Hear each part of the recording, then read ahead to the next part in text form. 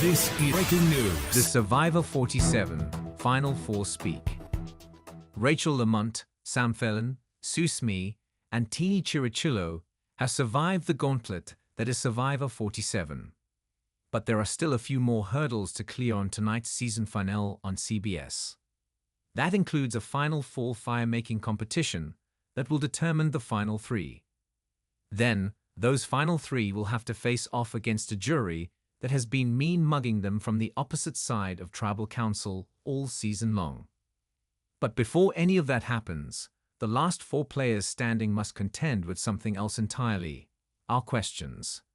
Every season, Entertainment Weekly peppers the Survivor finalists with some exclusive queries about their journey so far to help give viewers a more complete picture of their time on the island heading into the finale. And now is time for Rachel, Sam, Sue, and Teeny to give up the goods. What do they consider their best moves? What were their highest and lowest moments? And which person on the jury had the best shot at winning the game? Read on not just for answers, but key intel and insight heading into tonight's Survivor 47 final. Also make sure to read our exclusive pre-final interview with the jury. What is the move you were most proud of in the first 24 days? Rachel LaMont. It's hard to not say my idol play that took Andy out at the final six.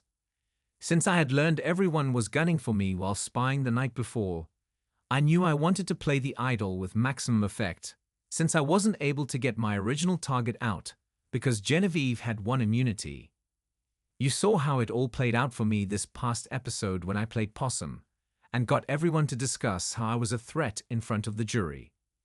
But before all that happened, I still had some hope that perhaps I could save the idol at the next tribal. What you didn't see was how I leveraged Andy to ensure that I knew whether I had to play my idol that night. When I had told Andy about my blocker vote, he abruptly told me I was his number one. I didn't believe this as I knew Teeny was his closest ally, but I was happy that he wanted to say it to me as I believed he would at least be loyal for the short term. Then Operation Italy happened. After losing Caroline, I went to work guilting the crap out of him for going out of his way to lie to my face just to immediately stab me in the back. He apologized and promised he was done lying to me, and I told him that I was blocking Sam's vote that night.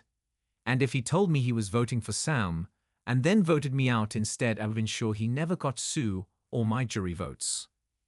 Andy was aware that his margins were going to be tight if he got to the end, and he could not afford to lie to me and assume that risk.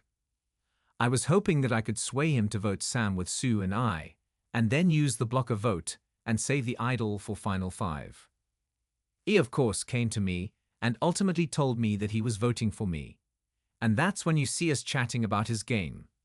His attempt to bolster his perception and jury manage me ultimately led to me deciding to switch the vote because he was such a wild card compared to Sam, who I felt was a known entity. While my threat to Andy obviously didn't result in me being able to save the idol, I felt very at peace with the fact that I did everything I could and only played it because I knew I had to, and I'm proud of that. Say Mphan. It has to be Operation Italy. I had pitched Genevieve the idea of creating a fake idol and trying to pull off a 3-2-2 vote to keep us both alive right after Kyle was voted out. We needed to recruit a third member, and Genevieve was pushing for it to be Teeny. We had been planting those seeds with Teeny for a while. Meanwhile, I really wanted to bring Andy in on the vote. He seemed most hungry for a big move, and I had the best working relationship with him of the underdog five. Genevieve apologized to Andy to reopen that door, and when I won the challenge, I was able to make sure I got my way by bringing Andy on reward with hopes of getting him to vote with us.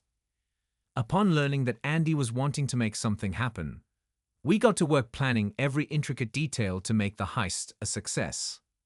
But on top of pulling it off and blindsiding the majority alliance, I felt like Operation Italy was a threefold win for my game and position. Because Andy was the flipper and claimed it all to be an accident, I held the power to throw him under the bus in front of me, a break glass in case of emergency option, if you will. I was able to control the narrative of what happened on that reward. The same thing goes for the fake idol with Genevieve. By making sure Genevieve had the idol, it all but guaranteed that she would be the primary target for the opposing alliance. Nobody wanted to risk leaving Genevieve in the game with an idol.